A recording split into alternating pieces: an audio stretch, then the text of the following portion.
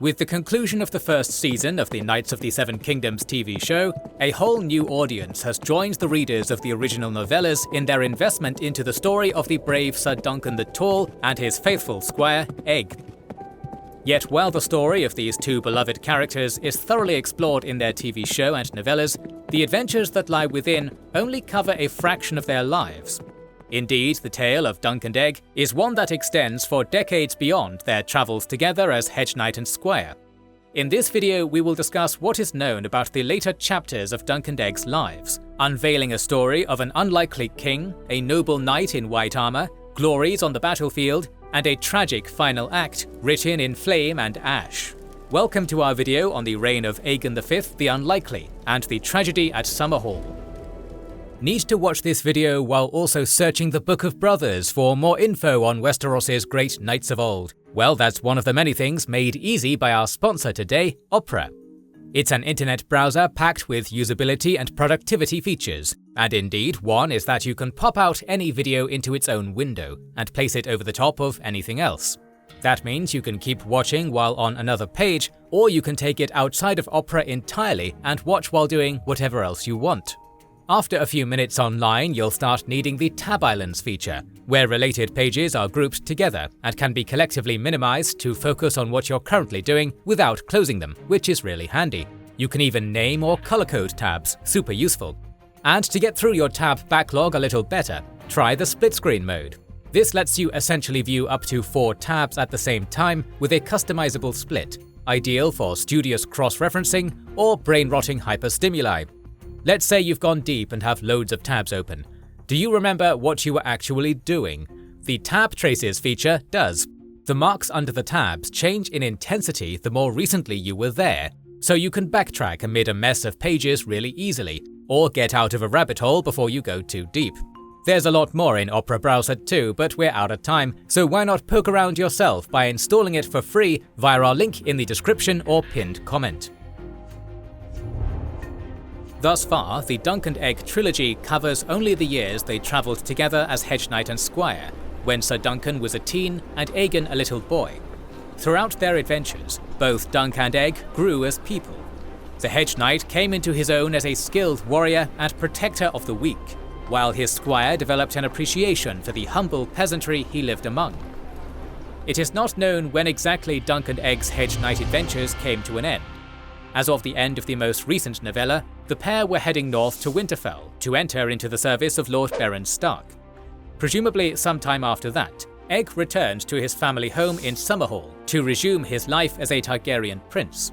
The events that follow are no longer the focus of dedicated novellas, but short entries interspersed throughout the World of Ice and Fire lorebook and a smattering of dialogue from the main book series made by characters commenting on events that happened decades before their time. In 219 AC, when Aeg was 19 years old, the realm was once more plunged into war with the outbreak of Blackfyre III, Blackfyre with a Vengeance.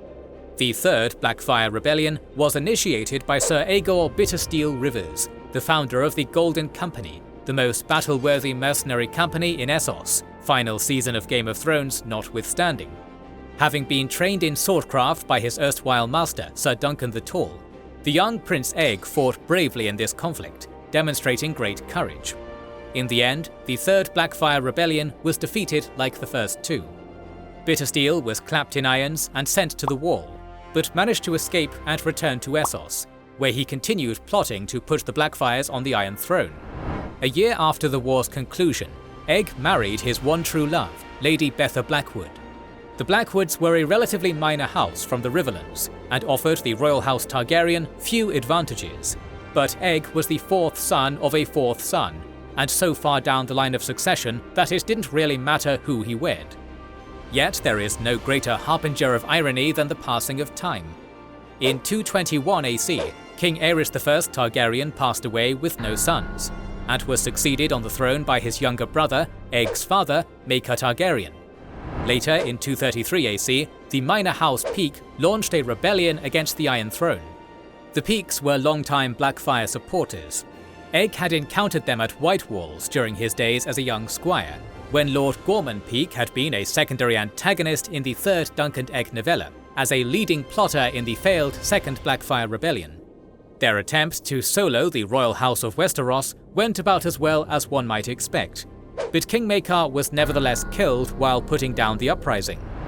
Maekar's death created something of a succession crisis, as it was not immediately clear which of his immediate descendants should succeed him.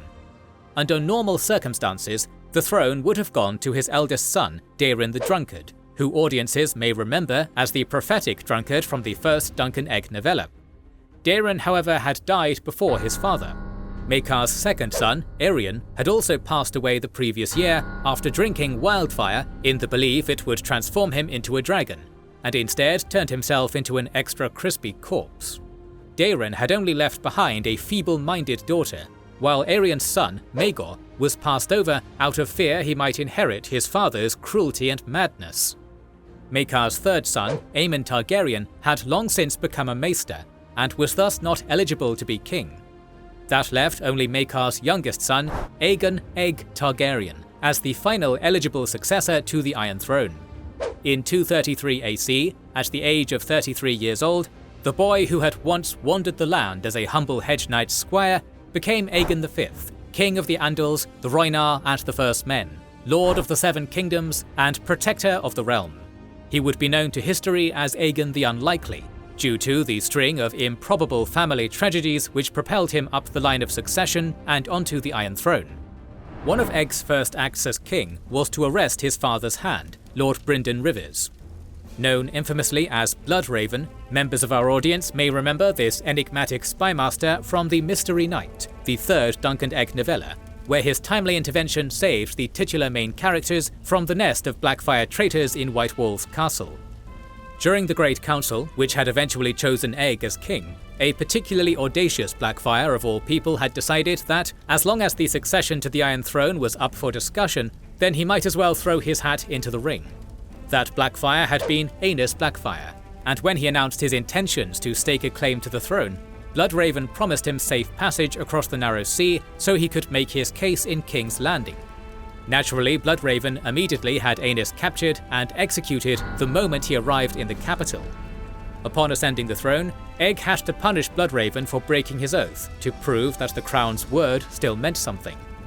Rather than being killed, Bloodraven was sent to the Wall.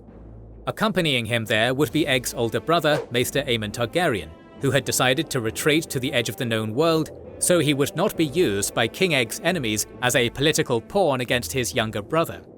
Both Maester Aemon and Bloodraven survived into the time of the mainline novels and TV show, with an elderly Maester Aemon serving as a mentor to a young Jon Snow, and Bloodraven venturing beyond the Wall to become the Three-Eyed Crow, the magic tree guy who trains Bran Stark in the art of greensight and skin changing.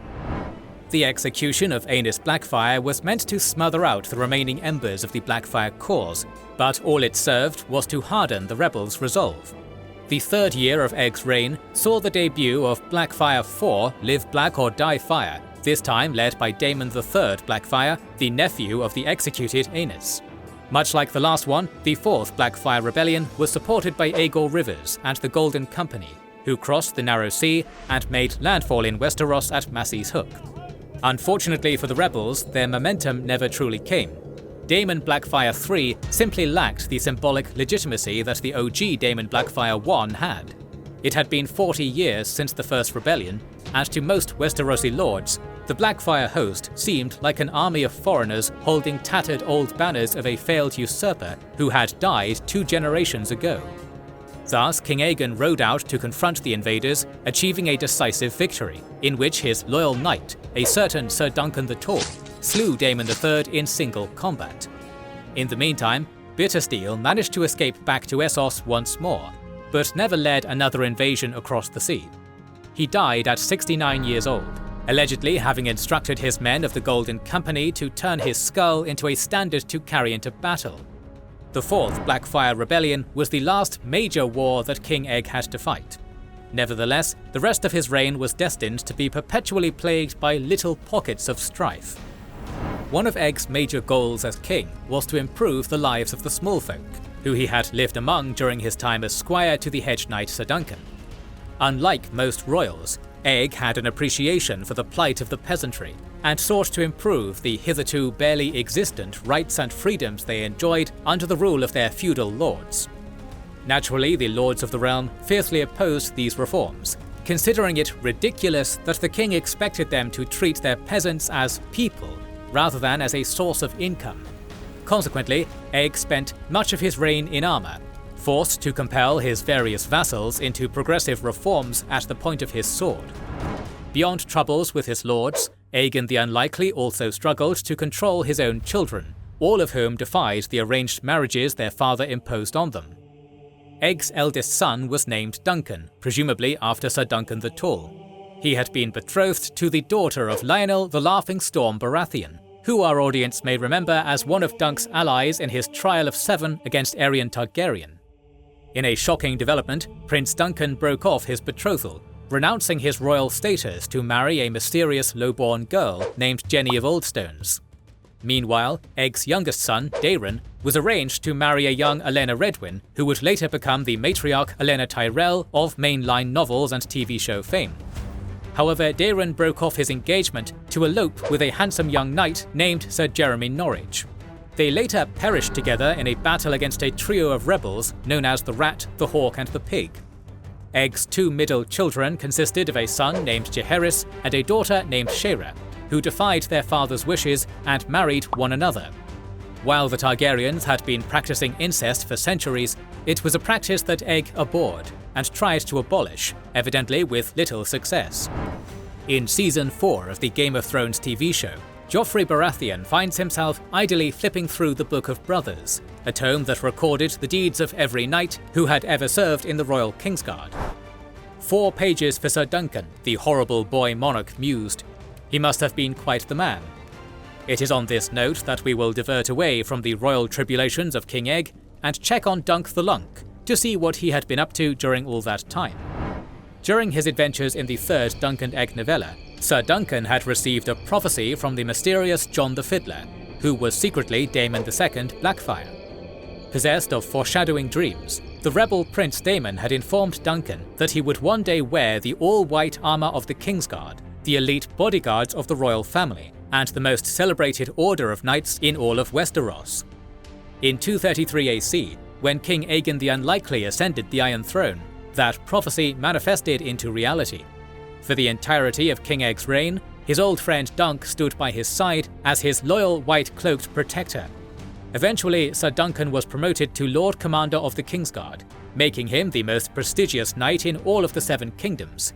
Not bad for a formerly penniless hedge knight who slept under the stars with only the trees to protect him from the rain. In 236 AC, Sir Duncan fought alongside his liege lord Aeg in the 4th Blackfyre Rebellion, where, as previously mentioned, he personally slew Daemon III Blackfyre in combat. A few years later, he helped Aeg smother the fallout of the actions of his disobedient children by dueling Sir Lionel Baratheon in a trial by combat. Sir Lionel was an old friend of Duncan's, having fought by his side in his trial of 7 against Aerion Targaryen in the 1st Dunk and Egg novella. Yet the Lord Baratheon's daughter had been betrothed to marry Aeg's son, Duncan Targaryen, and when the royal Duncan reneged on that arrangement to marry a low-born girl, the furious Lionel renounced his fealty to the Iron Throne. Thankfully, a formal thrashing by Sir Duncan the Tall brought a quick end to that short rebellion. When the Targaryens had first crossed the Narrow Sea and conquered the 7 kingdoms of Westeros, they had done so on the back of giant napalm-spewing Godzilla monsters. With only the equivalent of 12th century feudal levies at their command, it is no surprise that the Andals and First Men succumbed under the onslaught of the incestuous silver-haired aliens and their magic nukes. Not the Rhoynar though, because the Dornish are built different. In any case, during the 1st century of their reign, the Targaryens' power over the 6 kingdoms, sans Dorne, had been absolute, and the great nobles of the realm towed the party line. However, the dragons were eventually driven to extinction by the deadly Targaryen civil war, known as the so-called Dance of the Dragons. The dynasty remained in possession of a handful of dragon eggs, which they placed into the cradles of newborn Targaryen princes, but no amount of sorcery, prayer, or wildfire alchemy could compel them to hatch. Thereafter, the royal family no longer possessed its big, fire-breathing trump card, and their authority over the great lords of the realm had grown more tenuous. This was something that King Egg had experienced firsthand throughout his reign, as his lords consistently rebelled against his every attempt to improve the lives of his peasantry. Egg was a good-hearted monarch, and genuinely intended to bring peace, prosperity and justice for all. But the constant resistance he had faced had led him to believe there was only one way to force the changes he wished to make in the realm. Someday, the dragons will return. A young Egg had once told Dunk on their way to the tourney at White Walls. My brother Daeron's dreamed of it, and King Aerys read it in a prophecy. Maybe it will be my egg that hatches. That would be splendid. Now an adult, he began trying to fulfill that prophecy. In 258 AC, King Egg gathered his family at the royal palace of Summerhall to celebrate the pregnancy of his granddaughter Rhaella. It was here, at this celebration of joy and new life, that one of the most infamous, tragic and mysterious events in Westerosi history took place. A fire broke out at Summerhall, one which quickly spread out of control and led to the deaths of almost everyone within the palace, including a majority of the Targaryen family.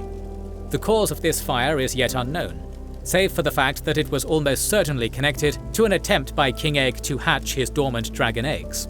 Summerhall's Maester Corso sent a letter describing the tragedy before his death, but a mishap caused the ink to blot out much of the information.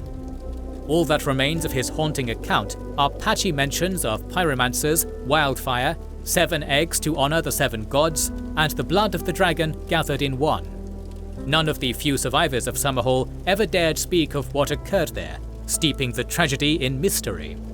The prevailing belief is that Egg's ritual to hatch the dragon eggs went horribly wrong, but not everyone agrees. Both in-universe and among the fandom, conspiracies spread unbound about how the tragedy at Summerhall was no freak accident, but a deliberate blood sacrifice in which Egg cast his family into the flames to bring back the dragons, which would bring about his new world order. Whatever the case, the king's grand ambitions failed. King Aegon V perished in the flames, as did his faithful Kingsguard Sir Duncan the Tall, who fought until the last to save as many people as he could from the fire. So ended the story of Dunk and Egg, in sorrow and tragedy. The tragedy at Summerhall wiped out a generation of Targaryens, but there were a few survivors. One of these was Princess Rhaella Targaryen, who was pregnant with the first of her sons, Rhaegar Targaryen, the eldest brother of a certain Daenerys Targaryen. When Daenerys stepped into the flames of Khal Drogo's funeral pyre and emerged with 3 baby dragons on her shoulder, it arguably recontextualized King Egg's sacrifice. Was the tragedy at Summerhall pointless? Or was it necessary in the grand cosmic sequence of events that reintroduced dragons to the world? Either way, Queen Daenerys now takes on her great-grandfather's mission, fulfilling the role of the breaker of chains, a hero to the common folk, and a bringer of peace, prosperity and justice to the realm. Will she succeed in her goals? We'll get back to you if George ever releases the Winds of Winter. In the meantime, we're planning on covering many other fantasy and sci-fi stories, so make sure you are subscribed and have pressed the bell button to see them. Please consider liking, commenting and sharing, it helps immensely. Our videos would be impossible without our kind patrons and YouTube channel members, whose ranks you can join via the links in the description to know our schedule, get early access to our videos, access our Discord, and much more. This is the Wizards and Warriors channel, and we will catch you on the next one.